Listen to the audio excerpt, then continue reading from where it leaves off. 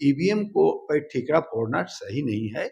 EVM अगर ballot से होता है तो सरकार का और ज्यादा खर्चा आएगा, और सरकार का खर्चा जो होता है वो जनता का पैसा।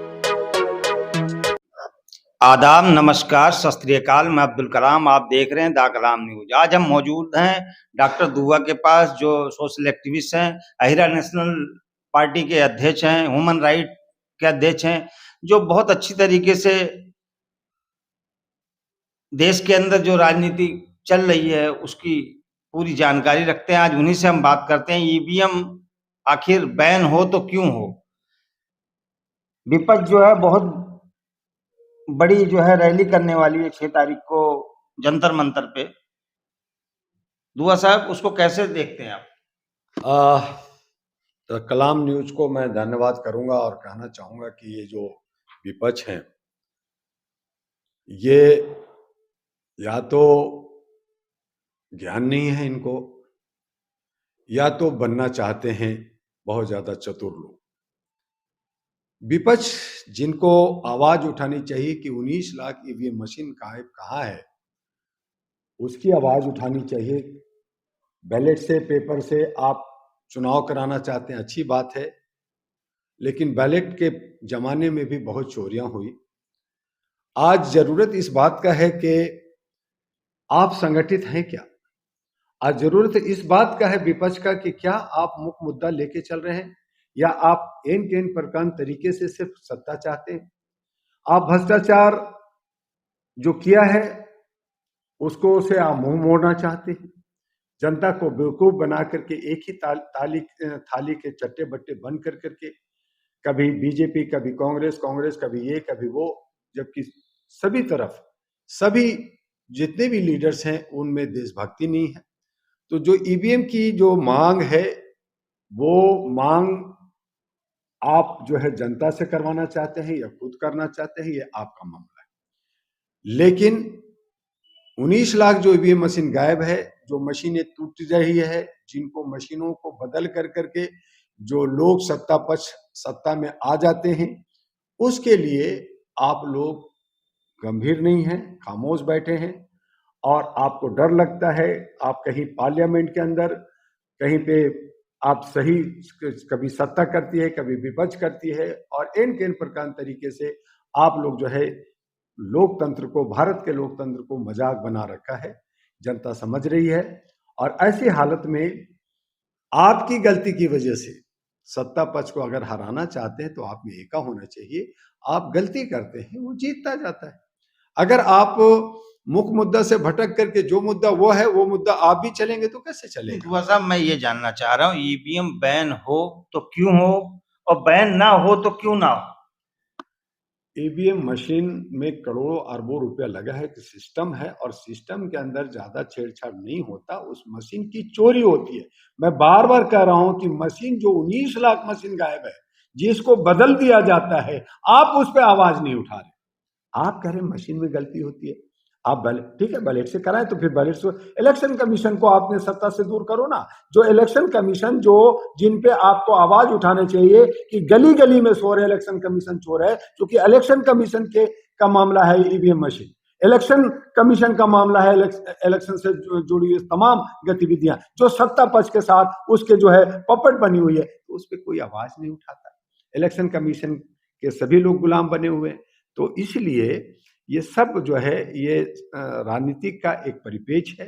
ये लोकतंत्र तो रहा नहीं, हमारे जो है संविधान है नहीं। हमारा संविधान, जो मूल संविधान जो 32 केजी का है, वो कहाँ है, उस पर कोई सवाल नहीं है। तो ये ईवीएम से बैलेट पेपर हो जाने से बहुत कुछ बदलाव हो जाएगा, ऐसा मुझे कुछ नहीं दिखता। नहीं, कांग्रेस जो है जब कहीं जीतती है, जैसे अभी हुआ तमिलनाडु के अंदर जीती, कहाँ जीती है, तमिलनाडु हुआ, कर्नाटका में कांग्रेस जीती, तो आप कहेंगे कर्नाटका में कांग्रेस क्या ईवीएम मशीन से जीती कि गलत करने से जीती। आप जो है अभी जो है तेलंगाना में कांग्रेस जीती, तो क्या ईवीएम से जीती। तो ये सारी, इसीलिए मैंने कहा कि जहां आप हार गए तो अंगूर खट्टा है, और जहां आप जीत गए वहां अंगूर मीठा हो गया। तो ये तरीका ठीक नहीं है। सवाल ये है कि क्या आपने जनता के मुद्दा को, जो सेकुलर की बात करते हैं, जो एकता की बात करते हैं, जो समानता की बात करते हैं, जो बोलने की अभिव्यक्ति की बात करते हैं, क्या आपने वो सब दिया। आप वही नफरत जो वो फैला रहा है, दूसरा भी फैला रहा है। आप भी मंदिर, वो भी मंदिर, आप भी मस्जिद, वो भी मस्जिद। तो इसलिए ईवीएम को पे ठीकरा फोड़ना सही नहीं है। ईवीएम अगर बैलेट से होता है तो सरकार का और ज्यादा खर्चा आएगा, और सरकार का खर्चा जो होता है वो जनता का पैसा, टैक्स का पैसा खर्चा होता है। आज मंदिर मस्जिद की बात हो रही है, आज बड़े बड़े आंदोलन और बड़े बड़े कार्यक्रम होते हैं, प्रचार प्रसार होते हैं, वो तमाम चीजों पे जनता का पैसा खर्च होता है। जहां जनता के ऊपर 40 करोड़ का जो है लोन था, वो आज 205 लाख करोड़ हो गया है। यानी हर एक जनता जो है वो 40 लाख जो है उसको देना पड़ेगा। हर जनता जो है ऋणी हो गया है। वो सब आप जो देखो, देश दुनिया राजनीति सारी अच्छी तरीके से आप वाकिफ हैं। जिस तरीके से विपक्ष हमारा कमजोर है देश के अंदर, ना तो जवानों का मुद्दा, ना पहलवानों का मुद्दा, ना बेरोजगारी का मुद्दा सही तरीके से प्रेजेंट नहीं कर पा रहा सत्ताधारी पार्टियों को, आप इसको कैसे लें? विपक्ष इसलिए कमजोर है चूंकि ये सब भ्रष्टाचार में लिप्त हैं। कहीं ना कहीं सब लोग जो है अत्याचार, शोषण किया है, बलात्कार में लिप्त हैं। जितने भी लीडर्स हैं जिनके पास दल बल बाहुबली है, पैसा है, वही लोग लीडर हैं। और जनता जो है वो समझ नहीं पाती, और वो जो है उनको देखती है कि मुझे चलो जी 500 मिल रहा है, 1000 मिल रहा है, कुछ तो मिल रहा है, तो वो तत्काल फायदा लेकर करके जनता भी जो है गुमराह बनी हुई है। जनता को एक सकारात्मक विकल्प लेना होगा, जनता को एक मानवता के आधार पे आगे बढ़ना होगा।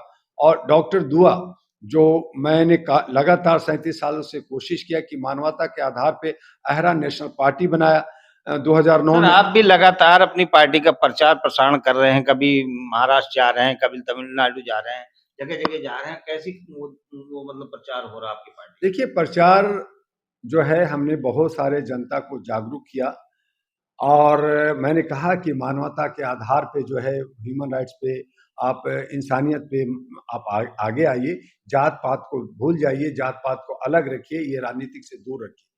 जनता उसको मानती है, समझती है, और बहुत ज्यादा हमें स्नेह और प्यार भी पूरे भारत के 36 राज्यों में मिलता है। लेकिन जब चुनाव के वक्त आता है और जब ये जात पात का रंग एक हवा चलती है, तो लोग जात पात में इतना उलझ जाते हैं, इतना जो है बढ़ जाते हैं कि जो बहुसंख्यक कहते हैं कि मुझे सत्ता चाहिए, बहुसंख्यक जो कहते हैं कि मुझे अधिकार चाहिए, उनका अधिकार छीन लिया जाता है। और चंद जो मनुवादी लोग हैं, समांतवादी लोग हैं, चाहे वो ईवीएम मशीन के माध्यम से करें, चाहे वो दूसरे माध्यम से करें, वो जो है आप पे काबिज हो जाते हैं, आपको तोड़ देते हैं, आपका वोट को बंटवारा हो जाता है, आपका एका नहीं होता। और कमोबेश चाहे पहले देखें या बाद में देखें, वो 3-4% लोग जो बहुत ही दबंग हैं, उनके पास धन है, उनके पास बुद्धि है, और तब आप उसको कहते हैं मनुवाद, ब्राह्मणवाद, और वो आप पे राज करता है। और क्यों न करे, जब आप टूटे रहेंगे, आप एका नहीं दिखाएंगे, आप जो है गलती करेंगे, आप जो है अपने गलत नेताओं के बीच में जाएंगे, आप गुमराह होंगे, आपके नेता जो नेता बन जाते हैं वो वीआईपी कल्चर में चल जाते हैं। जैसे देखिए मायावती को, कि मायावती के बारे में आप जहां भी बात करते हैं, कहते हैं मायावती तब मिलती है जब उनके पास करोड़ लाखों रुपया जाएगा, थैली जाएगा, तब वो मिलेगी। तो वो क्या बहुसंख्यक के नेता हो सकती है? वो जमीन पे आके बात नहीं करती, सड़क पे आके बात नहीं करती, उनके बंगले में जाओ और उनके पास पैसे पहुंचाओ। तो इस तरह से बहुसंख्यक नहीं हो सकता। बहुसंख्यक टूटता चला जा रहा है, और टूटने का फायदा जो टुकड़े टुकड़े गैंग, जो आदरणीय माननीय सम्माननीय मोदी जी जो आज वर्तमान प्रधानमंत्री हैं, उसका फायदा उठा रहे हैं। और उन्होंने कहा कि मैं नहीं जीतता, तुम लोग जिता रहे हो, और तुम लोग हमेशा हमें जिताओगे, हम राजा बनेंगे। तो गलती किसकी है? मैं ये कह रहा हूँ 2024 में अहिरा नेशनल पार्टी जो आपकी है, किस तरीके की भागीदारी होगी चुनाव के अंदर 2024? देखिए, अहरा नेशनल पार्टी पूरी कोशिश कर रही है कि 300 सीट पे अहरा नेशनल पार्टी और 243 सीट पे हमारे जो अलायंस है, हमने 222 पार्टियों को बनाई, उसमें से 22 पार्टियां ऐसी हैं जो लड़ना चाहती है। तो उन तमाम को लेकर के हम 543 पे कैंडिडेट उतारने की कोशिश कर रहे हैं और लड़ेंगे। लेकिन ये मानवता पे लड़ाई होगी। जो आपका ये थर्ड फ्रंट होगा क्या? देखिए, आप इसको थर्ड फ्रंट कहें या फर्स्ट फ्रंट कहें, फ्रंट कुछ भी कहें, क्योंकि आज जनता को जो सत्ता में होता है, जो ज्यादा दौलत है, ज्यादा हो हंगामा कर रखा है, वो उनको जो है फ्रंट मानते हैं, और बाकी लोगों को तो कुछ समझते नहीं है। जनता राजा होती है, इंडिपेंडेंट राजा होता है, लेकिन उनको लोग नहीं समझते। लेकिन आज समझने की जरूरत आन पड़ी है, इसीलिए सकारात्मक विकल्प की तलाश कर रहे हैं। हम लोग के पास उतना धन नहीं है कि हम जो है सत्ता का सामना कर सकें, लेकिन हम लोग सत्ता का सामना बिना धन का करेंगे। और जितने भी भारत के अंदर हैं जो बुद्धिजीवी लोग हैं, जो हमारे बेरोजगार लोग हैं, हमारे जो महिलाएं हैं, सैनिक हैं, किसान हैं, उन तमाम को समझाने की कोशिश कर रहे हैं कि अपने जनप्रतिनिधि चुनिए और इन तमाम जो आपके जो मनुवादी लोग हैं जिस पे आपको काबिज कर करके आपको गुलाम बनाकर उनको हराइए। और इसके लिए अहरा नेशनल पार्टी कमर कस करके 2024 में कमोबेश 543 पे इलेक्शन लड़ने जा रही है। Thank you. ये थे हमारे साथ डॉक्टर दुआ। आप इनके विचारों से कितना सहमत हैं, कमेंट बॉक्स में अपनी राय जरूर बताएं और वीडियो को ज़्यादा से ज़्यादा शेयर करें। जय हिंद, जय भारत।